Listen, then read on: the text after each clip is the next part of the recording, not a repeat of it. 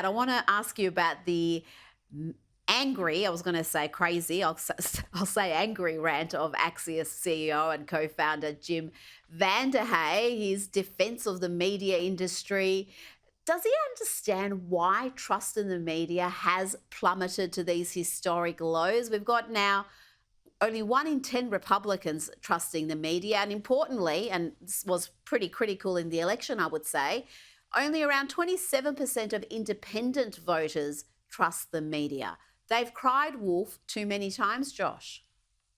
Yeah, so that's astonishing, right? I mean, 27% of independents, the 1 out of 10 Republicans. I mean, frankly, my response to that is, who the heck is in that 10%, and what are you looking at that I'm not apparently seeing? I say that, by the way, as I say that as someone who works for Newsweek, which is a pretty historic brand in American journalism. But I mean, I don't understand what that 1 in 10 people are possibly looking at there. Look, obviously, the Axios CEO doesn't understand what's going on out there. This is an activist organization that is calling itself a news outlet. Unfortunately, what's happening at Axios is basically what's happening out there with anything that calls itself the mainstream corporate media these days. That is why the mainstream media right now has literally its lowest approval ratings than it has ever had in the history of mainstream Gallup Pew American public polling. And unless and until they come to grips with the fact that they are just wildly out of touch, unless they come to grips with the fact that, for example, mass deportations are actually a winning issue for Republicans. Something like 60 to 65% of Americans say they support that agenda. They're freaking out on CNN, they're freaking out on MSNBC. Unless and until you guys actually realize that what you think and what the American people think are two very, very different things, unless and until they actually realize that, Rita, their approval ratings are only going to go further and further into the toilet, I fear. Absolutely. And Axios itself, like MSNBC and many other far left outlets, has seen a big dive in their audience share. So I think a lot of that angry rant is motivated by self interest. Special Counsel Jack Smith, his move to have the election interference and classified document cases against Donald Trump dismissed in line with the Department of Justice policy. A US district judge has signed off on dismissing the election interference charges, and another is reviewing the classified document charges. What else can you tell us about this, Josh? Is the lawfare over, or is it just going to be delayed?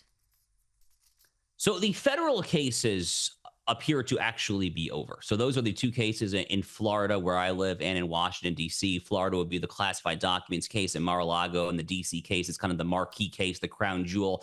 That's the 2020 case involving January 6th. That is the case that Judge Tanya Chukin actually formally dismissed pursuant to so-called special counsel Jack Smith's motion to withdraw the case there. Now, it's over at a federal level. There are still two state level prosecutions. There's the so-called hush money case in New York City, as well as the Fulton County, Georgia case. That's the one with Fonnie Willis and her former lover, Nathan Wade.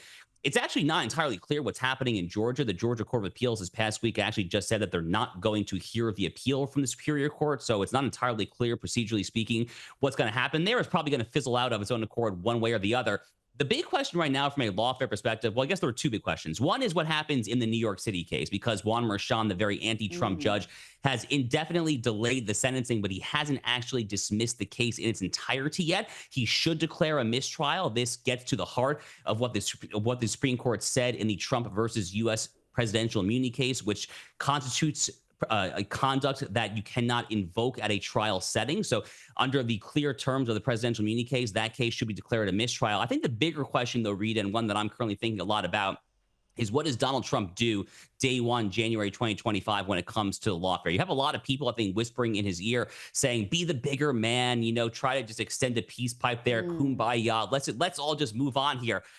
I'm not ready to move on. I am not ready to just move on and just turn the page from the past 2.5 years of them trying to bankrupt, incarcerate, destroy their political opponent in third world sub-Saharan Africa tin pot dictatorship fashion. They have made a mockery of the rule of law in this country. They have crossed not just one Rubicon, they have crossed hundreds of Rubicons at this point there. And unless and until they pay some sort of price for that, I fear that when they regain power, which inevitably they will at some unforeseen point, but at some point they will, unless and until you make them feel the price now, the pain, they're just going to double down at a future date.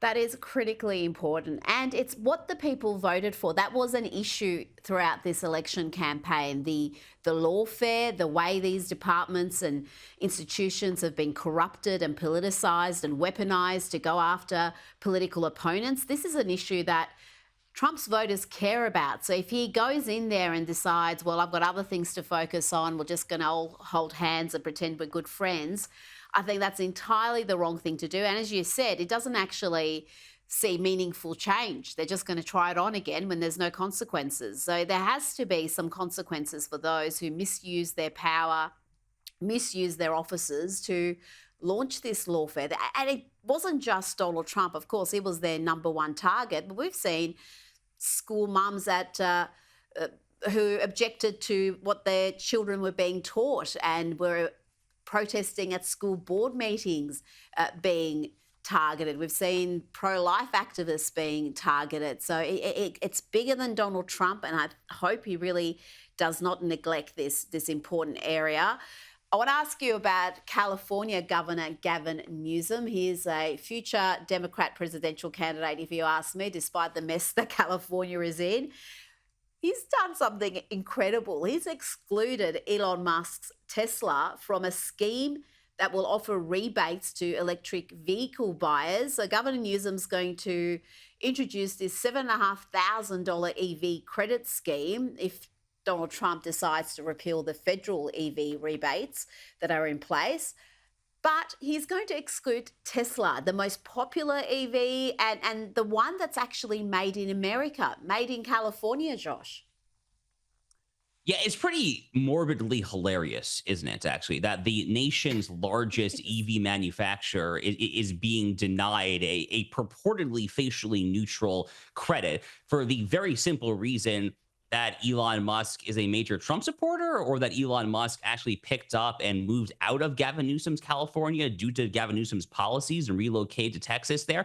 It's funny. So, in the Anglo-American legal tradition and right here in our U.S. Constitution, we have something known as a Bill of Attainder. A Bill of Attainder back in the old Star Chamber in medieval England was literally a decree by the king that would single out an individual for punishment without any law actually supporting it. The U.S. Constitution actually clarifies that Congress shall never, ever pass a Bill of Attainder. This is basically what's happening here. This is basically a single-minded Bill of Attainder of sorts that Gavin Newsom is just issuing at Elon Musk. It's coming from nothing other than pure personal pettiness and spite. That is exactly what's going on there. By the way, you mentioned this, but Gavin Newsom is the first governor since California became a state in the mid-19th century to oversee a population decline and California actually losing congressional seats in the U.S. Census. All this has happened under Gavin Newsom's gubernatorial tenure. Again, he's the first governor who's ever been there in the Golden State to ever see a population excess. People have been flocking to California forever until he came into power there.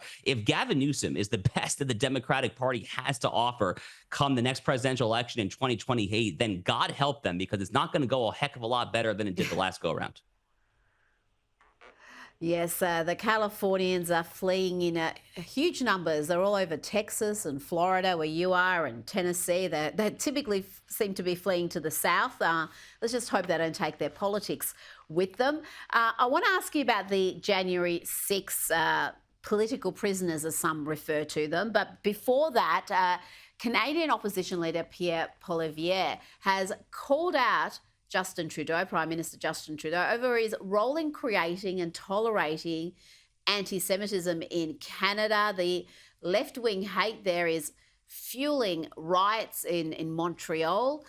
I'll just quote from what Pierre wrote on X. He said, "You act surprised. We are reaping what you sowed. This is what happens when a Prime Minister spends 9 years pushing toxic woke identity politics, dividing and subdividing people by race, gender, vaccine status, religion, region, age, wealth, saying Canada is a post-national state with no core identity.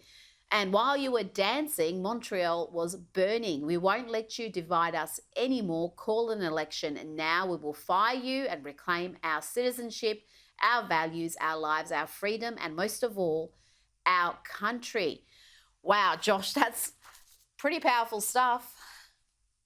Yeah, that's a fiery statement, and it's a fiery statement that has to be made I mean, frankly, I was looking at the so-called ratio on the underlying tweet that Justin Trudeau pointed out, that we saw kind of the quote there. I mean, Justin Trudeau was getting so-called ratioed. I mean, he was getting just blown up in the replies there. I mean, Trudeau was going to get demolished the next time that he actually bothers to hold an election there in Canada there. And it's because his policies have fundamentally failed. By the way, it's not just that he's allowing Jew haters in Montreal to firebomb synagogues. He's also now on record as saying that he looks forward to enforcing the International Criminal Court's arrest warrant against Prime Minister Benjamin Netanyahu, as if Yes. Netanyahu were to visit Ottawa. I mean, is Trudeau literally going to send in the Royal Canadian Mounted Police to round up the Jews? I mean, are you kidding me here? I mean, is this sort of Nazi-esque rounding up the Jews the progressive mentality in the year 2024? I guess the answer apparently is yes. Again, he's going to get his clock cleaned in Canada the next time that they bother to host elections there. This leader of the opposition of the Tories is very, very, very well spoken. I hope he gets back into power the next time that Canada bothers to hold a national election, frankly. I do like his form. He reminds me a lot of Ron DeSantis. I want to ask you about January 6th. There's been another hole that's been blown in Congress's January 6th investigation, despite the Capitol Police and Justice Department clearing Captain Michael Byrd for shooting protester Ashley Babbitt dead. New information has come to light where Byrd admits to not having sufficient grounds to have opened fire on her, and a new report confirms that Byrd had prior disciplinary and training issues. What more can you tell us about that? And what is going to be the plight of these January 6 prisoners? Some refer to them as political prisoners, and really their cases highlight this two-tier justice system. So the U.S. Supreme Court had an opinion earlier this year called the Fisher case, U.S. versus Fisher, where they held that a 2002 statute called Sarbanes-Oxley, specifically Section 1512, cannot be used to prosecute the J6ers. That was basically the holding of the case. Now, notably, Jack Smith, who we were just discussing a few minutes ago, Jack Smith decided not to let the Supreme Court ruling affect his indictment against Donald Trump. He actually left those charges in. But when it comes to a lot of the J6ers who were being prosecuted or who are waiting trial or who are currently sentenced under these same statutory grounds, the Biden DOJ has not actually bothered to change or to let out many of these people. And they're acting in many cases in flagrant disregard of the Supreme Court's clear guidance in this Fisher case. Many of these cases, perhaps most or possibly even all of them, honestly, are really just day one easy pardon calls, I think, for Donald Trump and Pam Bondi, his soon-to-be Attorney General, come January 2025. Look, was January 6th a good day? No, it obviously was not. Has it been blown out of proportion by anyone remotely resembling anyone on the left? Yeah, of course it has. This notion that it was a Pearl Harbor or 9/11, get the heck out of here. I mean, this latest revelation about Byrd and Ashley Babbitt there is really just the latest data indicating that there. Donald Trump should issue a pardon to basically anyone who's been prosecuted under that same statute I mentioned there, possibly all of them there. Get it done with, out of the way. The left will freak out. Let them melt down. Frankly, who cares? Exactly. They're going to melt down anyway. Josh Hammer, thanks for your time tonight. Thank you, Rita.